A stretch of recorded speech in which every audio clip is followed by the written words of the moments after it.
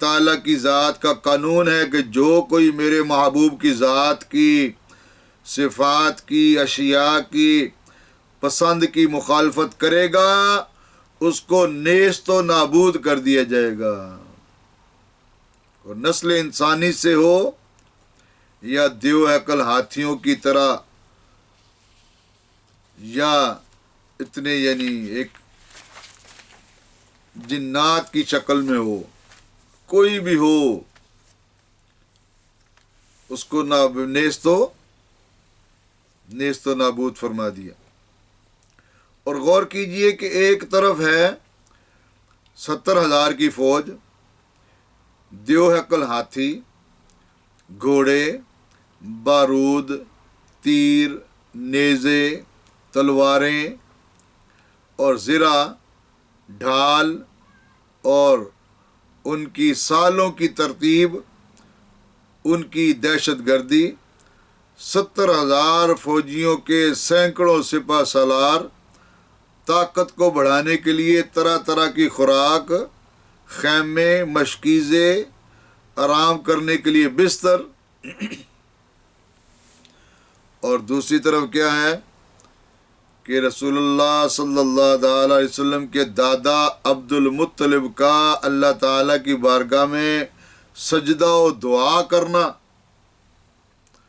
اور چڑیا سے بھی چھوٹے پرندے ابابیل، چنے کے دانے کے برابر پتھر، کنکر، ایک ابابیل کے منہ میں اور ایک کنکر دائیں پنجے میں اور ایک کنکر بائیں پنجے میں۔ تو مسلمان بھائیوں، آج اگر دشمن اپنے حریف کو گولی بھی مارے تو حریف کا جسم یا اس جسم پر، یعنی جس جسم پر ظلم کیا جائے اس کا جسم مٹی نہیں ہوگا، اس کا جسم خاک کی طرح نہیں ہو جائے گا، بھوسے کی طرح نہیں ہوتا۔ لیکن جب اللہ کریم نے ابابیل کے ذریعے ابرا کی فوج پر کنکر برسائے تو وہ کھائے ہوئے بھوسے کی طرح ہو گئے۔ اللہ اکبر۔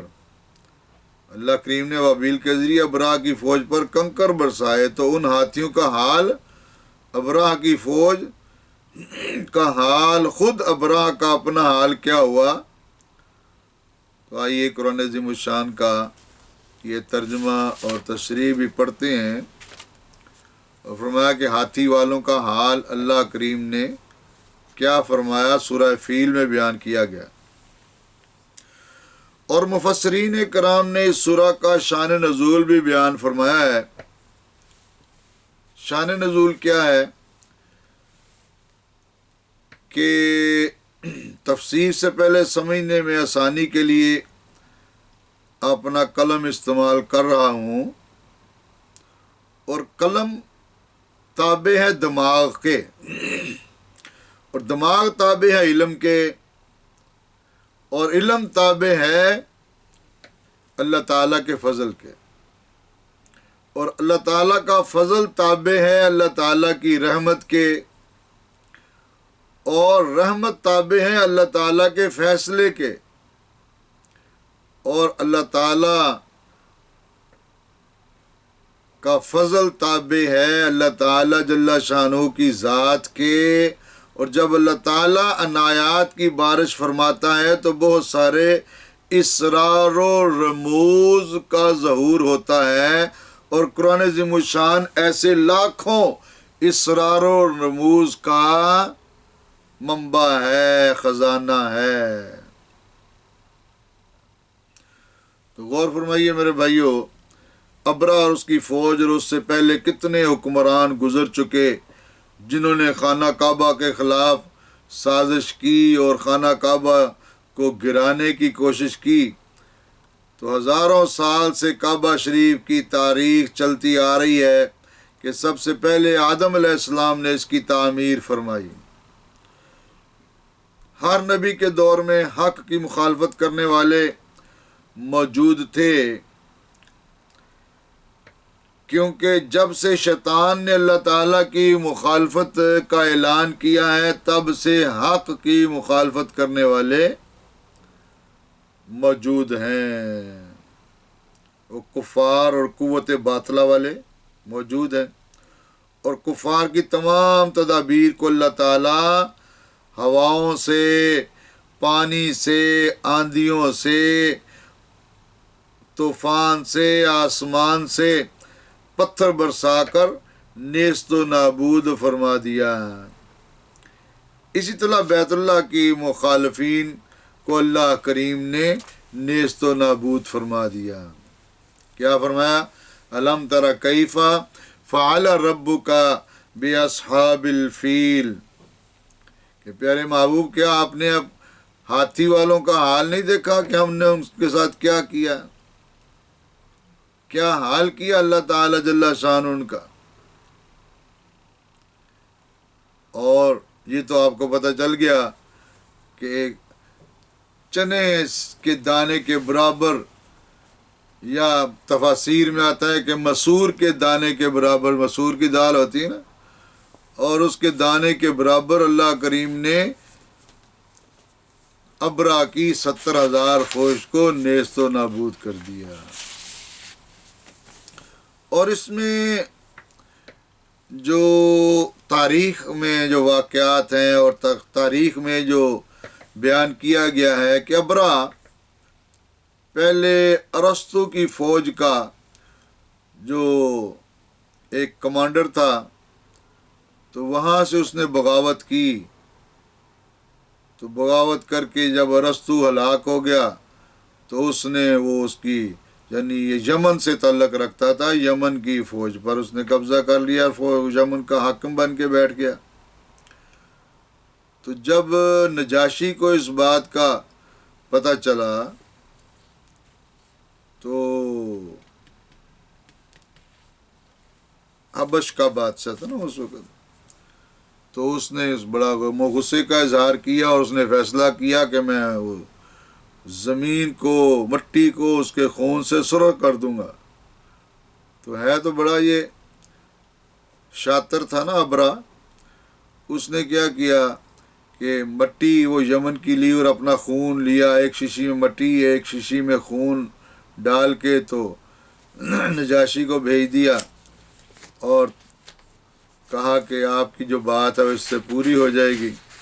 اس کے اوپر جو نجاشی بادشاہ تھا اس کا جو غصہ جو تھا وہ ٹھنڈا پڑ گیا۔ خیر کیونکہ وقت ہمارے پاس مختصر ہے تو اسی کو مد نظر رکھتے ہوئے فرمایا الم یجعل کیدہم فی تضلیل، کیا اللہ تعالیٰ نے ان کے مکر و فریب کو ناکام نہیں بنا دیا؟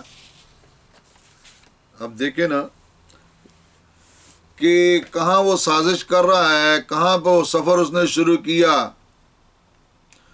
اور راستے میں 2 جگہ پر اس کا اور وقت کے حاکم جو تھے ان سے ان کا مقابلہ ہوا، اور ان کو وہ یعنی شکست دیتے ہوئے آگے بڑھا۔ لیکن 2 جگہ پر اس کا مقابلہ ہوا تو وہ اپنے اس ارادے سے باز نہیں آیا۔ اللہ تعالیٰ جل شانہ بھی موقع دیتا ہے بندے کو، کہ یہ نہیں کہ بھئی اسی وقت اللہ تعالیٰ اس کو گرفت کر دے۔ اب جس طرح ظلم ہو رہا ہے پوری دنیا کے اوپر، مسلمانوں پر ظلم ہو رہا ہے، برما کے مسلمانوں پر ظلم ہو رہا ہے، کشمیر کے مسلمانوں پر ظلم ہو رہا ہے، یمن کے، شام کے، فلسطین کے بہت سارے اسلامی ممالک ہیں جن پر ظلم و ستم ہو رہا ہے، تو اللہ تعالیٰ تو دیکھ بھی رہا ہے، سن بھی رہا ہے، عالم الغیب ہے، سمیع بصیر ہے، سننے والا بھی ہے، دیکھنے والا بھی ہے۔ اگر وہ چاہے تو ہواؤں سے ان کو نیست و نابود کر دے، لیکن موقع دے رہا ہے، موقع اللہ تعالیٰ ان کو دے رہا ہے، کیونکہ اللہ تعالیٰ کو رحیم کریم جو کہا جاتا ہے وہ موقع دے رہا ہے۔ کوئی اتنا ظلم ناقابل برداشت ظلم کر رہے ہیں کفار مسلمانوں پر، لیکن جب اللہ تعالیٰ کسی قوم کو برباد کرتا ہے تو پھر ہواؤں سے، آندھی طوفان سے، بارش سے، آسمان سے پانی برسا کر، آسمان سے پتھر برسا کر ان کو نیست و نابود کر دیتا۔ یہی بات اللہ تعالیٰ جل شانہ فرما رہا ہے کہ علم یجعل کیدہم فی تدلیل، تو کیا اللہ تعالیٰ جل شانہ نے ان کے مکر و فریب کو ناکام نہیں بنا دیا؟ وَأَرْسَلَ عَلَيْهِمْ طَيْرًا أَبَابِيل، اور اللہ کریم نے کیا کیا؟ بھیج دیے ان پر ہر سمت سے پرندے ڈاروں کی ڈار، طیرن ابابیل، ڈاروں کی ڈار پرندے، یعنی وہ پرندہ ابابیل جو کہ چڑیا سے چھوٹا ہوتا ہے۔ ادھر سے ابرا نے جب اپنا حملے کا ارادہ کیا، ایک جگہ پر اس کا پڑاؤ پڑا، اس نے رات بسر کی، اور جب صبح ارادہ کیا حملہ کرنے کا، دیو ہیکل ہاتھی تھے، ان کو وہ چلاتا تھا لیکن وہ چلتے نہیں تھے، یعنی کعبہ شریف کی طرف جب ان کا منہ کرتا تھا تو وہ بیٹھ جاتے تھے، دوسری سمت ان کا منہ کرتا تھا تو وہ چل پڑتے تھے۔ اللہ کی شان دیکھو، جانور بھی اس بات کو محسوس کرتے ہیں، اور جانوروں کو اللہ تعالیٰ جل شانہ نے جو حس دی ہے بہت ساری خفیہ چیزوں کا، ان کو پتہ چل جاتا ہے۔ تو جناب جب اس نے تیاری کی بیت اللہ شریف پر حملہ کرنے کی، ادھر اللہ تعالیٰ جل شانہ نے سمندر کے کنارے ابابیل کو اکٹھا فرما دیا، اور ادھر سے ابرا کا لشکر چلا، ادھر سے ابابیل چل پڑے۔ اب اس دوران ایک واقعہ یہ ہوا کہ جب ابرا کی فوج بیت اللہ شریف پر حملہ کرنے کے لیے چلی، تو اس سے پہلے اس کے فوجی وہاں کے لوگوں کو بہت تنگ کر رہے تھے۔ اسی طرح اس کے کچھ فوج کے بندے آئے اور انہوں نے مکہ پاک میں لوگوں کے جانور، گائے، بیل، اونٹ جو ہانک کے لے گئے۔ اسی طرح حضرت عبد المطلب جو کہ رسول اللہ صلی اللہ تعالی علیہ وسلم کے دادا تھے، ان کے بھی 200 اونٹ ہانک کر لے گئے۔ اور جب حضرت عبد المطلب ان کی واپسی کا مطالبہ کرنے کے لیے گئے تو ابرا کو پتہ چلا کہ جو مکہ شریف کا سربراہ ہے وہ آ رہا ہے، تو وہ بڑے احترام سے کھڑا ہو گیا، اور اس کے ذہن میں اور اس کے شخصی یعنی اس کی ذات کے اوپر، ابرا کے اوپر حضرت عبد المطلب رضی اللہ تعالیٰ عنہ کا بہت رعب اور دبدبہ پڑ گیا، احترام سے کھڑا ہو گیا اور پوچھنے لگا کہ ہاں آپ کیسے آئے ہیں؟ تو آپ نے بیان کیا، بھی دیکھو تمہارے فوجی میرے 200 اونٹ ہانک کے لے آئے ہیں، تو میں ان کی واپسی کا مطالبہ کرتا ہوں کہ میرے 200 اونٹ واپس کرو۔ ابرا کہنے لگا کہ آپ کی شخصیت کا تو میرے اوپر بہت رعب پڑا تھا کہ آپ بڑی مدبر شخصیت ہیں، لیکن آپ نے یہ اتنی چھوٹی بات کی ہے تو وہ رعب دبدبہ ختم ہو گیا ہے کہ آپ کو اپنے اونٹوں کا فکر ہے، خانہ کعبہ شریف کا فکر نہیں ہے، بیت اللہ کا فکر نہیں ہے، کعبہ شریف کا فکر نہیں ہے۔ آپ نے فرمایا بھی دیکھو کہ اونٹ میرے ہیں، ان کی حفاظت کا ذمہ میرے اوپر ہے، تو بیت اللہ اللہ کا گھر ہے، اس کی حفاظت کا ذمہ اللہ تعالیٰ جل شانہ کی ذات پر ہے، لہذا تم میرے اونٹ واپس کرو، اللہ اپنے گھر کی خود حفاظت کرنے والا ہے۔ ادھر حضرت عبد المطلب رضی اللہ تعالی عنہ نے واپسی پہ اور حملے سے پہلے اللہ کی بارگاہ میں یہ دعا کی کہ یا الہ العالمین، تو اپنے گھر کی حفاظت فرما، ابرا حملہ کرنے کے لیے آ رہا ہے، وہ یہاں پہ نقصان پہنچائے گا، لوگوں کو نیست و نابود کرے گا، تو اس معاملے میں اپنے گھر کی حفاظت فرما۔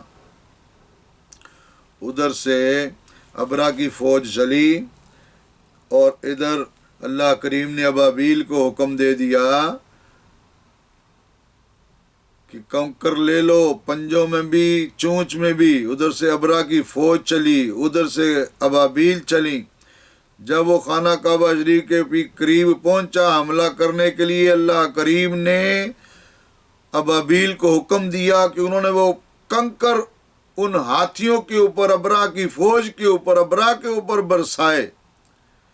کتنے ہزار وہیں پہ مر گئے، کئی بھاگ گئے، ابرا بھی بھاگ گیا. اور اس کو کیا ہوا کہ اس کو ایک ایسی بیماری لگ گئی کہ اس کے بدن میں خارش پیدا ہو گئی. وہ اپنے بدن کے اوپر خارش کرتا کرتا ہی مر گیا. کنکروں کے چھوٹے چھوٹے دانوں کے ذریعے اللہ کریم نے ہاتھیوں کی دیو عقل، ہاتھیوں کو نیست و نابود فرما دیا. یہ سب کچھ کیوں ہوا؟ اس لیے کہ اللہ کریم کو یہ بھی علم تھا کہ میرا محبوب دنیا کے اوپر تشریف فرما ہوگا، میرا محبوب اس کعبہ کو قبلہ مقرر فرمائے گا، اس گھر میں آپ کے بھائی حضرت علی رضی اللہ تعالیٰ عنہ کی پیدائش ہوگی. اللہ کریم کو یہ معلوم تھا کہ جنت سے ایک پتھر دنیا کے اوپر بھیجا جائے گا جس کا نام حجر اسود ہوگا. وہ میرا محبوب اس کعبہ کے دیوار میں فکس کرے گا. اللہ کریم کو یہ بھی معلوم تھا کہ وہ پتھر میرے محبوب کی امت کے گناہوں کو لے لے گا. جو اس کو بوسہ دے گا اس کو وہ پتھر لے لے گا، اور قیامت تک آنے والے لوگوں کے لیے یہی بیت اللہ قبلہ رہے گا. اللہ کریم کو یہ سب کچھ معلوم تھا. اللہ کریم نے اپنے محبوب کی اس پسندیدہ چیز کی حفاظت فرمائی. اور اللہ کریم کو یہ بھی علم تھا کہ میرا محبوب اس گھر میں، میرے گھر میں بیت اللہ میں جو 360 بت پڑے ہیں، میرا محبوب ان کو ختم کرے گا، ان کو گرائے گا. اللہ اکبر. اس لیے رسول اللہ صلی اللہ علیہ وسلم کو بت شکن کہا جاتا ہے، بت فروش نہیں کہا جاتا. کفار نے بہت ساری لالچیں بھی دیں، مال و دولت کی لالچ، ہر طرح کی عہدے کی لالچ، لیکن نہیں، اللہ کے محبوب حضرت محمد صلی اللہ علیہ وسلم جس مشن کے لیے دنیا کے اوپر بھیجے گئے تھے اس کو آپ نے پورا فرمایا. میرے بھائیو، جب ہم اپنے آقا و مولا سے پکی سچی محبت کریں گے، ان کی سنت مطہرہ پر عمل کریں گے، تو پھر ہمارے اندر بھی یہ جذبہ پیدا ہو جائے گا. اور کیا فرمایا اللہ کریم نے کہ الم یجعل کیدہم فی تضلیل وارسل علیہم طیرا ابابیل. اور اللہ تعالیٰ جل شانہ نے بھیج دیے ان کے اوپر ڈار در ڈار ابابیل، ترمیہم بحجارۃ من سجیل، جو برساتے تھے ان پر کنکر کی پتھریاں، یعنی پتھر کے وہ چھوٹے چھوٹے کنکر تھے. فجعلہم کعصف مأکول، پس بنا ڈالا ان کو جیسے کھایا ہوا بھوسا ہو. اور وہ کنکر جب ابابیل نے وہ کنکر ابرا کی فوج کے اوپر برسائے تو وہ ایسے ہو گئے جیسے کوئی کھائی ہوئی چیز ہوتی. اللہ اکبر. میرے بھائیو، یہ اللہ کریم کی محبت ہے اپنے محبوب علیہ الصلوۃ والسلام سے. قد نرى تقلب وجهك في السماء فلنولينك قبلة ترضاها. یہ علیحدہ ایک ٹاپک ہے، انشاءاللہ جب یہ ٹاپک آئے گا تو وہ بھی بیان کیا جائے گا. تو یہ سارا واقعہ ایک تفصیل رکھتا ہے، لیکن آج جمعۃ المبارک کے اس بیان میں جتنا مختصر آپ کے سامنے بیان ہو سکتا تھا وہ کیا ہے. اللہ تعالیٰ جل شانہ اس کو اپنی بارگاہ میں قبول فرمائے اور قیامت تک آنے والے لوگوں کو اپنے محبوب علیہ الصلوۃ والسلام سے پکی سچی محبت کرنے کی توفیق عطا فرمائے.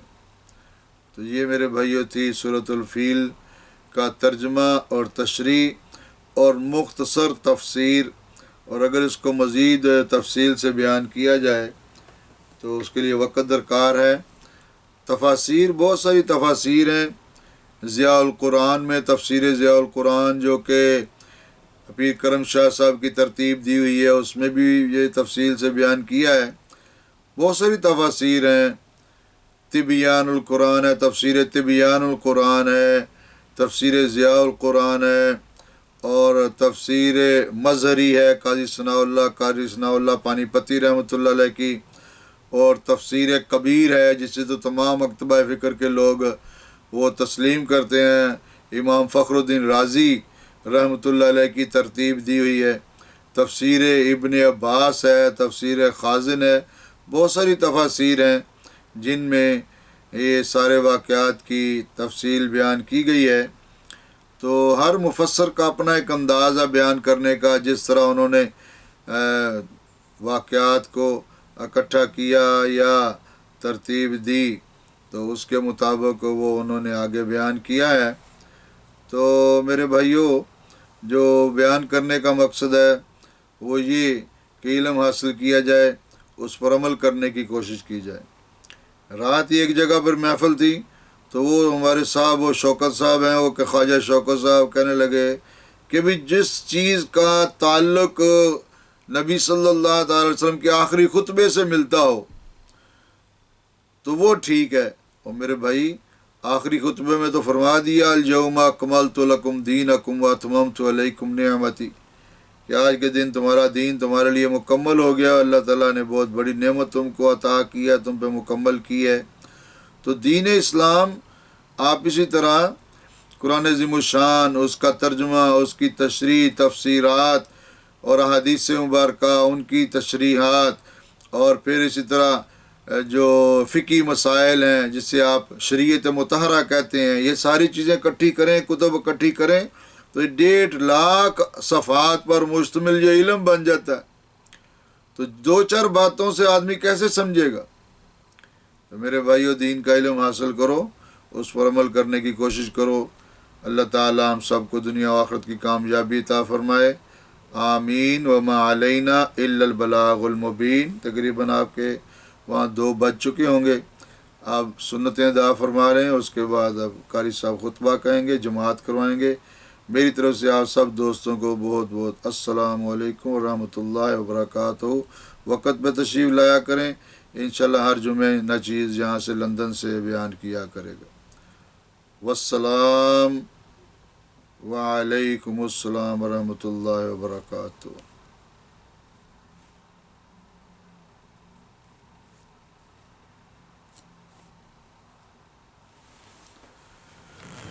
अल्लाहुम्मा सल्लि अला सय्यिदिना